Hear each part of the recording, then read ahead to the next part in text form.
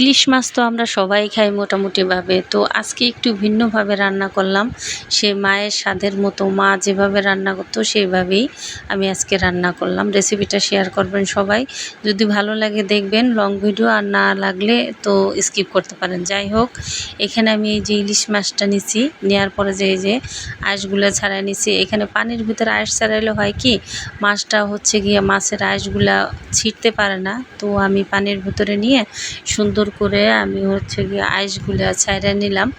নেওয়ার পর যে আপনার ভালো করে নিতে হবে। এই যে উঠতেছে না, এটা তো ফ্রিজে ছিল, যার জন্য আর কি আর করার, মনে করেন এটা এই হালকা বরফ থাকা অবস্থায় এটারে আমি চামচ দিয়ে উঠাইতে চাইতেছি।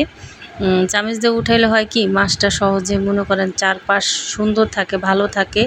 সেই হিসেব করে আমি ওইভাবে মাছটাকে চারোপাশ এই যে দেখেন ভালো করে নিলাম। চারোপাশটা একবারে সুন্দর করে আঁশগুলা ছাড়াই নিলাম। তারপরে দেখেন এই যে কাটছি, কাইটে এই যে পানির ভিতর ধুইতেছি। দেখেন মাছগুলো ধোয়া মানে কি, ইলিশ মাছ তো আর বেশি ধোয়া যায় না, যতটুকু পারা যায় 1-2 ধোয়া, সর্বোচ্চ গেলে 3 ধোয়া ধোয়া যায়, এর চেয়ে আর বেশি না। আর মাথাটা আমি আস্তায় রাখছি, কারণ মাথাটা আমার হাজব্যান্ডের প্রিয়, তাই আমি আস্তায় রাখছি। যাই হোক, এই যে এইখানে আমি আবার আলাদা করে একটু মাছ রেখে দিছি।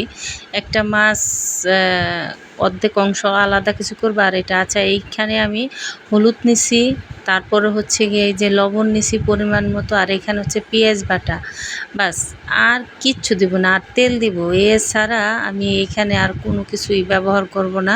যে পেঁয়াজ বাটা আমি একটু প্রথমে দিয়েছিলাম, পরে আবার আর একটু দিলাম পেঁয়াজ বাটা। যাই হোক, এইভাবে দিয়ে মাছগুলোর সুন্দর করে আগে মাখাই নিতেছি। পরে ভুলে গেছিলাম যে তেল তো আমি দেই নাই। তো পরে শেষে মনে করেন তেলের কথা মনে পড়ছে, তাড়াতাড়ি আবার তেল দেওয়া শুরু করলাম। কারণ কিছুর জন্য অনেক সময় অনেক ভিডিও করতে গেলে অনেক কথা মনে থাকে না, অনেক জিনিস দিতে মনে থাকে না। তো এইখানে আমি তেলটা দিয়ে দিলাম, দিয়ে সুন্দর করে এই যে মাখাই নিলাম।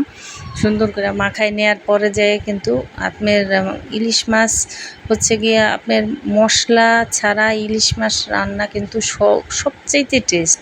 তো এখনকার যুগের মনে করেন সবাই খাইতে চায় না, সবাই হচ্ছে ভাজা এইভাবে খায়। তো আমি আজকে মনে করেন জাল দিয়া দেখাইলাম যে এইভাবে জাল কোনো আপনার আলাদা করে কোনো কিছু দিতে হবে না।